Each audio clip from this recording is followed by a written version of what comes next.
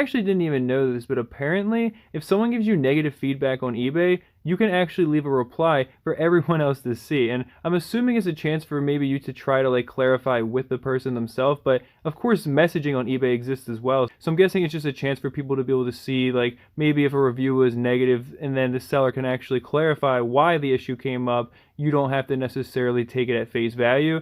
But it also led to something pretty funny because I actually saw a little reply that I think took things maybe just a little bit too far. And to be fair, the original reviewer was a bit on the angry side, but this person definitely did not take it too well. And yeah, I mean, this absolute beauty was what unfolded.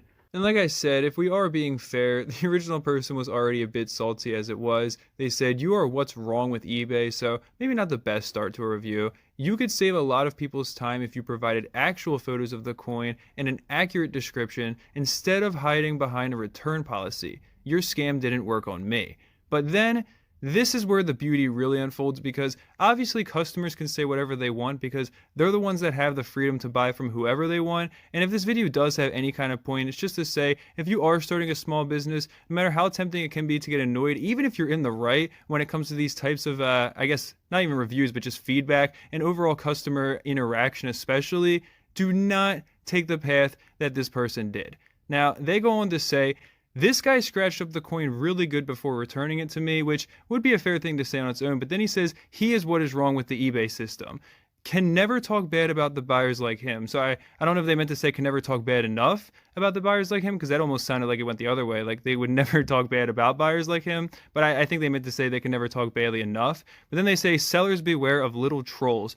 That's where things really start to take a bad turn. Also, it was a $30 item that was won on auction, which, talking about the value of the item, if it genuinely had a problem, obviously it doesn't matter. You still need to deliver on that, excuse me. And then they say, "I have blocked him. I would suggest any other seller does the same." Sweaty little troll just looking to hurt someone. And yeah, again, insulting the person who is your customer or was your customer, regardless of whether they're going to buy from you again or not, it just is something that speaks really poorly. And I know this is an eBay seller, so they don't really have any like actual reputation that a business does, but you still have an eBay store. These are still things that anyone can see. Like I literally saw this at the top of their feedback. So, and I was looking through the reviews because I wanted to see if they were a seller I should consider buying from or not. And after seeing this, it made me realize, well, if I do have any issue with this person, it doesn't seem like it's going to go over very well. And I myself have now been convinced not to buy from them, just as an example of how something like this can actually hurt you. But that is it for this quick little video. If you did find yourself enjoying it, consider sharing with a friend who might feel the same.